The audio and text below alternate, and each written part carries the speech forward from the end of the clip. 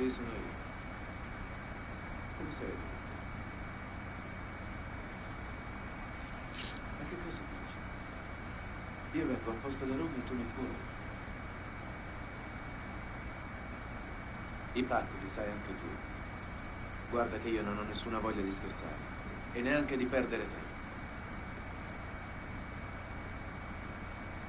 Affari tuoi alle 5, dove era stabilito? Non so.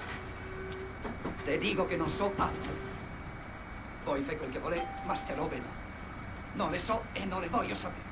Tu ora quello che sai lo dici. Perché sennò di qui non te ne vai. E la pelle mia. Chi me la paga, eh? È il governo.